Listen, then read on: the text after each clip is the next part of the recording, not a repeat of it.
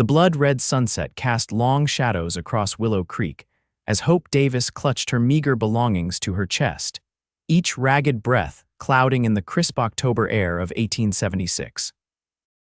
She'd been running for 3 days now, her once fine dress torn and mudded, her reputation in tatters just like the fabric that clung to her trembling form.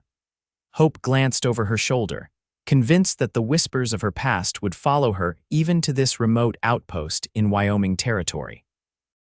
Nobody here knew what she'd done in St. Louis. Nobody knew the shame she carried. The small frontier town sprawled before her, a collection of wooden buildings fighting against the wilderness that threatened to reclaim them. A sign creaked in the wind. Willow Creek population 342. Soon to be 343, though Hope wondered how long she'd stay. She never stayed anywhere long these days. "You look like you could use a hot meal, miss," a voice called from the steps of what appeared to be the general store. Hope startled, clutching her bag tighter. The woman who addressed her was plump and middle-aged, with kind eyes that immediately made Hope wary. Kindness often came with expectations she could no longer meet. "I'm fine, thank you," Hope replied, her throat dry from thirst and the dust of the trail. "Suit yourself," the woman said, returning to her sweeping. "Maddie's boarding house is at the end of the street if you're looking for a place to stay. Tell her Martha sent you." Hope nodded but made no promises. She needed work before she could afford lodging. The money she'd stolen borrowed, she insisted to herself, would only last a few more days. The saloon would be hiring. They always were. But after what happened in St. Louis, she couldn't bear the thought of returning to that life. Not again. Instead, she found herself at the door of the town's small newspaper office. A bell jingled as she entered, and a spectacled man looked up from a printing press. "Help you, miss?" he asked, wiping ink-stained hands on his apron. "I'm looking for work," Hope said, summoning what dignity she had left. "I can read and write, I know figures." The man studied her for a moment. "You don't look like you belong in Willow Creek." "I don't belong anywhere," she answered truthfully. He chuckled. "Fair enough, name's Harold Miller. I could use someone to help organize subscriptions and maybe write up some of the social notices. Nothing fancy, but it pays." Hope almost wept with relief. "When can I start?" "Tomorrow morning. 8 o'clock sharp." He hesitated. "What's your name?" She swallowed hard. Hope Davis." "Well, Miss Davis, welcome to Willow Creek." As she left the newspaper office, Hope allowed herself a small smile. Perhaps here, in this dusty corner of Wyoming, she could outrun her shame after all. The boarding house was a 2-story wooden structure with lace curtains in the windows, a touch of civilization in the untamed West. The proprietress, Maddie, was a stern-faced woman with shrewd eyes that seemed to look straight through Hope's carefully constructed facade. "Martha sent me," Hope explained, standing awkwardly in the parlor. "Room and board is $2 a week, paid in advance," Maddie stated flatly. "No men in the rooms, no liquor, no coming in after 10. Hope handed over the money, trying to ignore how little remained in her purse. "I've taken a position at the newspaper." Maddie's eyebrows rose slightly. "With Harold, good, he's an honest man." The implication that such men were rare hung in the air between them. "Rooms at the top of the stairs, last door on the left, suppers at 6. That night, Hope lay in the narrow bed, listening to the unfamiliar sounds of Willow Creek. From somewhere in the distance came the faint strains of a piano from the saloon, and closer, the soft snores of other boarders. For the first time in weeks, she allowed herself to believe she might find peace here. But peace, like everything else in Hope's life, proved fleeting. 3 weeks into her new life, as autumn deepened toward winter, a rider came to town. Hope was standing outside the newspaper office, pinning a notice about the upcoming harvest dance to the bulletin board when she heard the thundering hoofbeats. The man rode a magnificent chestnut stallion, his broad shoulders and confident posture marking him immediately as someone of consequence. He dismounted with the fluid grace of someone who'd spent more time in the saddle than out of it, and Hope found herself staring despite her better judgment. He wore no badge, but he carried himself with the authority of a lawman. His dark blonde hair fell in waves to his collar, and a neatly trimmed beard framed a jaw that could have been carved from granite. When he removed his hat, revealing eyes the color of a summer sky, Hope felt a peculiar tightening in her chest. She turned quickly, intent on returning to the safety of the newspaper office, but not before those penetrating blue eyes landed on her. "Excuse me, miss," he called, his voice deep and resonant. Hope froze, her hand on the door handle. "Yes, I'm looking for Harold Miller." Would this be his establishment? She nodded, relief washing over her. He wasn't here for her. "Mr. Miller is inside. May I tell him who's calling?" The stranger approached, and Hope caught the scent of leather and pine. "Lucas Everett, I'm here about the Carson matter." Hope had no idea what the Carson matter might be, but she nodded as if she did and opened the door. "Mr. Miller, there's a Mr. Everett here to see you about the Carson matter." Harold looked up from his typesetting, his face breaking into a wide smile. "Lucas, didn't expect you for another week." The two men shook hands with the familiarity of old acquaintances, and Hope slipped back to her desk, trying to make herself invisible while straining to hear their conversation. "Figured I'd ride ahead of the herd," Lucas was saying. "Wanted to make sure everything was in order before the men arrive." Smart thinking. "The Carson place is ready, though it needs a woman's touch. You still planning to winter there?" "That's the plan. Spring roundup won't start until April, so we've got time to get settled." Hope busied herself with subscription ledgers, though her mind raced with questions. Lucas Everett was clearly a cattleman of some means if he was bringing a herd to winter near Willow Creek. "Oh, Lucas, this is my new assistant, Miss Davis," Harold said suddenly, drawing her into their conversation. "Miss Davis, Lucas here is one of the most respected cattle drivers in the territory. We grew up together back in Missouri." Hope rose and offered a polite smile, careful not to meet those intense blue eyes for too long. "Pleased to meet you, Mr. Everett." Lucas studied her with undisguised interest. "Likewise, Miss Davis, you're new to Willow Creek." "Yes," she replied, offering nothing more. An awkward silence followed until Harold cleared his throat. "Lucas, why don't we discuss the grazing rights over coffee? Maddie baked fresh apple pie this morning." The men departed, and Hope sank back into her chair, willing her racing heart to calm. There was something about Lucas Everett that unnerved her. Not in the way men from her past had with their grabbing hands and leering eyes, but in a way that made her feel seen. Truly seen. And that was far more dangerous. Over the next week, Hope encountered Lucas Everett several more times. Willow Creek was simply too small to avoid anyone for long. He tipped his hat to her when they passed on the boardwalk. He held the door when they happened to enter the general store at the same time. Once, during a sudden downpour, he offered her shelter under the awning of the blacksmith shop. Each time he was unfailingly polite, yet something in his gaze suggested he was trying to solve a puzzle, and she was the enigmatic final piece. The town buzzed with news of the Everett herd's arrival. 20 cowboys drove nearly 2,000 head of cattle onto the Carson property, which Lucas had apparently purchased sight unseen based on Harold's recommendation. It was the largest operation in the county, and everyone anticipated the prosperity it would bring. "You should write a piece about it for the paper," Harold suggested one morning. "The arrival of the Everett herd is big news for Willow Creek." Hope's stomach clenched. "I wouldn't know what to ask. Just the basics. How many head, what breed, where they came from, Lucas's plans for the ranch." "People will want to know." Unable to think of a reasonable excuse to refuse, Hope found herself riding in Harold's buggy to the Carson, now Everett Ranch, the following day. The property lay 5 miles outside town, a sprawling expanse of grassland bordered by distant mountains and a winding creek.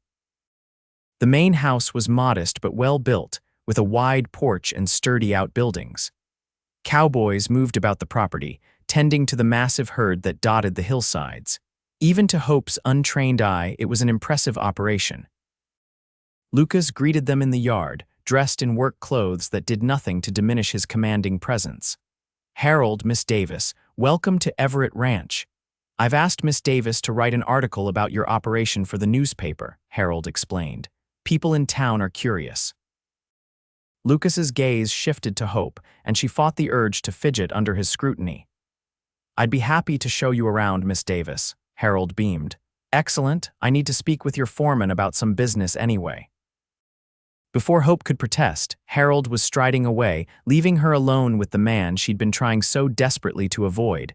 Lucas gestured toward the house. "Would you care for some coffee before we tour the property?" Hope clutched her notebook like a shield. That won't be necessary, Mr. Everett. I just need the basic information for the article. A smile played at the corners of his mouth. All business, I see. Very well, let's walk and I'll tell you what you need to know. As they strolled toward the corral, Lucas explained his operation with the confidence of a man who knew his craft. 2,000 head of Hereford and Angus cross, driven up from Texas. 25 cowboys on the payroll, most of whom would stay through the winter. Plans to establish a breeding program come spring. Hope dutifully recorded the details, asking the occasional question when clarity was needed. She was just beginning to relax in his presence when he changed the subject. So, Miss Davis, what brings a woman like you to Willow Creek? She stiffened. A woman like me, educated, well-spoken. His eyes held her steadily, running from something. Hope's pencil stilled on the page. I'm not running from anything, Mr. Everett. No, he leaned against the corral fence, studying her. I've been watching you since I arrived in town. You flinch when people get too close. You never talk about your past. Your eyes are always searching for exits. Anger flared in her chest. You don't know anything about me. I know the look of someone carrying a heavy burden, he said softly. I carried one myself once. The compassion in his voice was almost her undoing. Hope turned away, blinking back unexpected tears. I should return to Mr. Miller. I have what I need for the article. Lucas straightened, respecting her withdrawal. Of course, I've taken up enough of your time. As they walked back toward the house, Hope sensed his eyes on her profile. Whatever you're running from, Miss Davis, he said finally, Willow Creek is a good place to stop running. She didn't respond, but his words echoed in her mind long after she and Harold had returned to town. That night, alone in her room at the boarding house, Hope reread the notes she'd taken at Everett Ranch. Lucas Everett wasn't what she expected. His operation was impressive, yes, but it was the man himself who intrigued her against her better judgment. The way he spoke to his men with respect rather than authority. The genuine passion in his voice when he discussed his plans for the ranch. The gentleness with which he treated the animals under his care. And most unsettling of all, the way he looked at her not with the lust she was accustomed to deflecting, but with understanding. As if he recognized something in her that others missed, Hope closed her notebook and moved to the window, gazing out at the star-filled Wyoming sky. She'd come to Willow Creek to escape her past, not to form attachments that would only lead to more pain when the truth inevitably came to light, because the truth always did. And when it did, the kindness in Lucas Everett's blue eyes would surely turn to disgust. The harvest dance arrived on a crisp November evening, transforming the town hall into a rustic wonderland of autumn colors and lantern light. Hope had declined numerous invitations to attend, citing work at the newspaper, but Harold insisted she accompany him and his wife as a professional obligation. Everyone who's anyone will be there, he argued. Good opportunity to gather news. So Hope found herself in her best dress, a simple blue gown that had once belonged to Harold's daughter, now away at school in Denver watching from the sidelines as Willow Creek's residents whirled around the dance floor. She spotted Lucas Everett immediately. He stood tall among the crowd, engaged in conversation with the town's mayor. He wore a dark suit rather than his usual ranch attire, and Hope was struck by how easily he moved between worlds, equally at home on the range or in society. As if sensing her gaze, Lucas looked up, his eyes finding hers across the room. He excused himself from the mayor and began making his way toward her. Hope's pulse quickened, and she contemplated fleeing, but pride kept her rooted to the spot. Miss Davis, he said, tipping his head in greeting. You look lovely this evening. Thank you, Mr. Everett. She smoothed her borrowed dress self-consciously. Your article was well received. Mr. Miller says subscription requests have increased since it was published. Lucas smiled. High praise indeed. Though I suspect the quality of the writing had more to do with it than the subject matter. The band struck up a lively reel, and couples filled the dance floor once more. Would you do me the honor? Lucas asked, extending his hand. Hope hesitated. I'm not much of a dancer, I'm afraid. Neither am I, he confessed with a boyish grin that transformed his serious face. We can be terrible together. Against her better judgment, Hope placed her hand in his His palm was warm and calloused, the hand of a man who worked for a living despite his evident wealth. He led her onto the floor, and soon they were moving among the other dancers, Lucas guiding her with surprising grace. "For someone who claims not to dance, you're quite accomplished," Hope observed, breathless from both exertion and proximity. "My mother insisted all her sons learn. Said it would make us civilized. And did it?" His laugh rumbled through her. "That's for you to determine, Miss Davis." As the music slowed, transitioning to a waltz, Lucas drew her closer. Hope knew she should pull away, maintain the distance that had protected her these past months. But something in the way he held her not possessively, but supportively made her feel safe for the first time in longer than she could remember. "People are talking," she murmured, noticing the curious glances directed their way. "Let them," Lucas replied. "I've never much cared for gossip." "That's a luxury not everyone can afford, Mr. Everett." He studied her face in the lantern light. "What happened to you, Hope?" The use of her given name startled her. "Nothing that bears repeating at a dance. Then perhaps over dinner, tomorrow night. I've been told Maddie sets an excellent table at the boarding house." Hope should have refused, she knew that, but the warmth in his eyes and the steadiness of his hand at her waist wore down her defenses.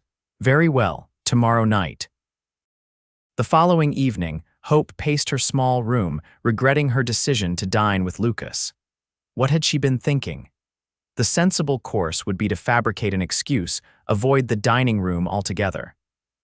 But when a knock sounded at her door precisely at 6, she found herself opening it, her heart pounding like a frightened bird against her ribs.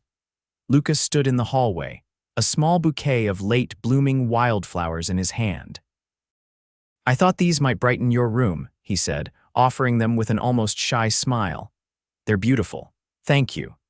Hope accepted the flowers, their simple beauty bringing an unexpected lump to her throat. How long had it been since someone had given her a gift with no expectations? Dinner was a quiet affair in Maddie's private dining room, away from the curious eyes of the other boarders. The food was indeed excellent: roast beef, potatoes, fresh bread, and apple pie for dessert, but Hope found herself too nervous to do it justice.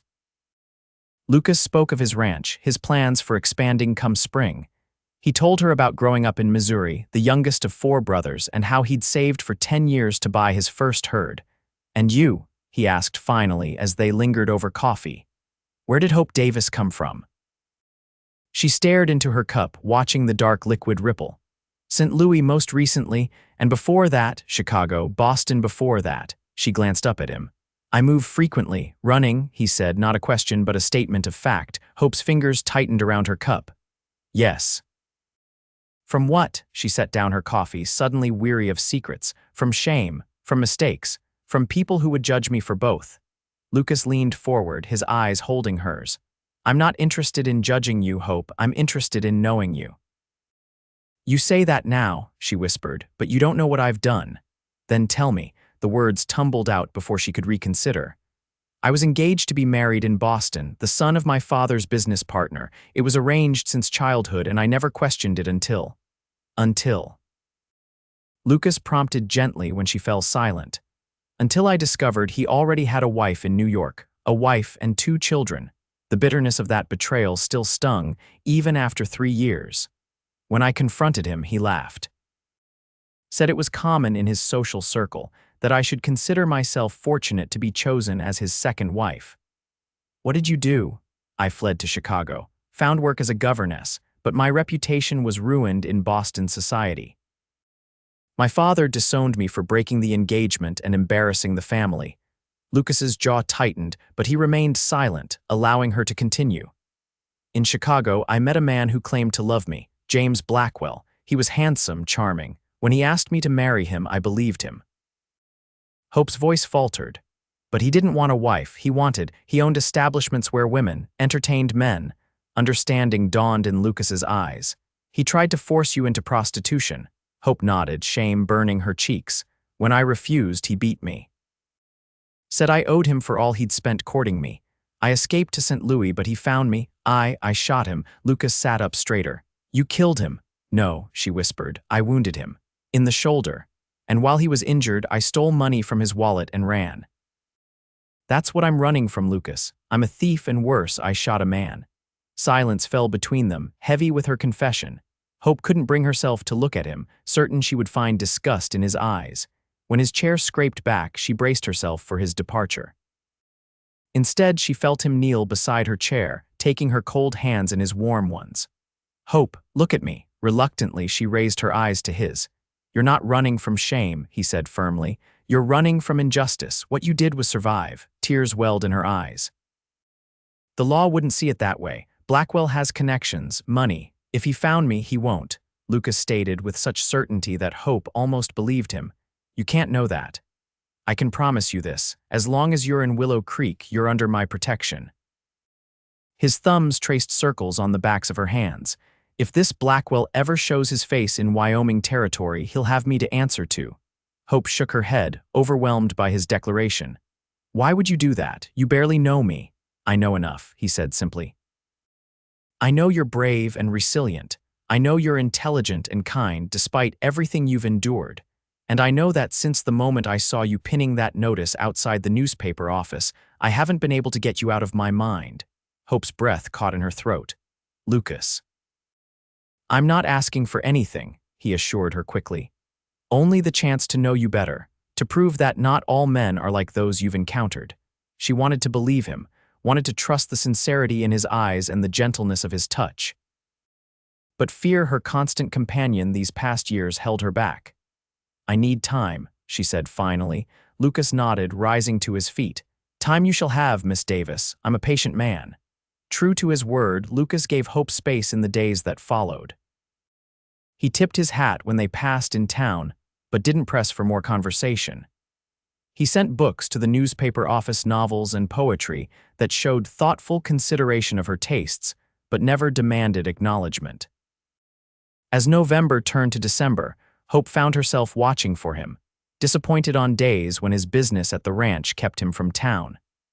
She read his books in the evenings, finding pressed wildflowers between the pages, simple tokens that touched her more deeply than extravagant gifts ever had. When snow blanketed Willow Creek in mid-December, transforming the frontier town into a winter wonderland, Lucas invited her to ride in his sleigh to the Christmas tree lighting in the town square. Hope accepted, bundled against the cold in a borrowed cloak, her heart lighter than it had been in years. "You've changed since you arrived," Lucas observed as they glided over the snow, the bells on the horse's harness jingling merrily. "You smile more." "Do I?" Hope hadn't noticed but realized it was true. "Perhaps Willow Creek agrees with me." "Perhaps," he agreed, his eyes twinkling in the fading light, "or perhaps certain company does." She laughed, no longer fighting the attraction between them. "Perhaps both." The evening was magical. The town gathered around an enormous pine tree draped in candles and paper ornaments, carolers singing familiar hymns, children running with sparklers that dotted the darkness like fireflies. When Lucas slipped his hand into hers, Hope didn't pull away. Later, as he walked her back to the boarding house, snow began to fall again, fat flakes drifting lazily from the night sky. "May I call on you properly after Christmas?" Lucas asked, standing with her on the porch. "I'd like to court you, Hope Davis, if you'll permit it." Hope's heart soared, even as fear whispered its cautions. "Are you certain my past is your past?" he interrupted gently. "I'm interested in our future." She studied his face in the soft glow spilling from the boarding house windows. "Then yes, you may call on me." His smile was like sunrise breaking over the mountains. Slowly, giving her every opportunity to withdraw, Lucas bent his head and pressed his lips to hers in a kiss so tender it brought tears to her eyes. Christmas came and went, followed by a new year that brought with it renewed hope. Lucas courted Hope with unwavering dedication, respectful of her boundaries yet persistent in his attentions. They rode across the snow-covered plains, dined by lamplight in Maddie's private parlor, and spent long evenings talking by the fire. Hope told him more about her past, the good and the bad, and Lucas shared his own struggles and triumphs. They discovered shared dreams of family, home, stability. Things Hope had once believed forever beyond her reach. As winter began to release its grip on Wyoming Territory, Hope found herself reluctant to leave Lucas's side one evening as they stood on the boarding house porch. "I love you," she said suddenly, the words bursting from her heart before her mind could censor them. Lucas's face lit with joy. Taking her hands in his, he knelt in the melting snow of the porch steps, heedless of his fine trousers. "Hope Davis, I have loved you since you first looked at me with those defiant eyes outside the newspaper office. Would you do me the great honor of becoming my wife?" Hope's vision blurred with tears. "Lucas, are you certain? If Blackwell ever found me, you're mine anyway," he said fiercely, still kneeling before her. "Whatever comes, we'll face it together." In that moment, Hope knew she was done running, done letting shame and fear dictate her choices. Whatever the future held, she would meet it with Lucas at her side. "Yes," she whispered, pulling him to his feet. "Yes, I'll marry you." Spring brought new beginnings to Willow Creek. The Everett herd grew with the birth of calves, the ranch flourished under Lucas's careful management, and Hope found purpose not only at the newspaper but in preparations for a June wedding. They were married on the first day of summer, 1877, beneath an arbor of wildflowers on Everett Ranch. Hope wore a gown of ivory satin, and Lucas couldn't take his eyes off her as she walked toward him on Harold Miller's arm. As they exchanged vows before God and the assembled townsfolk, Hope felt the final chains of her past fall away. The shame that had driven her across half the country no longer had power over her. She was Hope Everett now, and her future stretched before her as vast and promising as the Wyoming sky. That night, as they lay in the master bedroom of the ranch house that was now their home, Lucas traced the curve of Hope's cheek with tender fingers. "Happy?" he asked. She caught his hand and pressed a kiss to his palm. "Happier than I ever dreamed possible." "No regrets about marrying a simple cattleman?" "None," she assured him. "Though I wouldn't call you simple, Lucas Everett," he chuckled, pulling her closer. "No, I suppose life with me will never be that." Hope rested her head on his chest, listening to the steady beat of his heart. "I used to think I'd spend my life running, that I'd never find a place to belong. And now," he murmured into her hair. "Now I know I wasn't running away," she said softly. "I was running toward you, I just didn't know it yet." In the years that followed, Hope and Lucas built a life together filled with love and purpose. The Everett Ranch became known throughout the territory not only for its fine cattle, but for the warmth of its hospitality. They welcomed 2 daughters and a son, children who grew up strong and free under the vast Wyoming sky, and if James Blackwell ever came looking for the woman who had escaped him, he never found her. Hope Davis had vanished, replaced by Hope Everett, beloved wife, mother, and pillar of the Willow Creek community. Sometimes, on quiet evenings when the children were asleep and the ranch settled for the night, Hope would sit on the porch with Lucas, their hands intertwined, and marvel at how far she had come from that frightened woman who had stumbled into Willow Creek with shame dogging her heels. "Thank you," she would whisper to her husband. "For what, my love?" he always asked, and Hope would smile, remembering that snowy night when he had knelt before her and claimed her heart. "For being patient, for seeing me, for loving me anyway."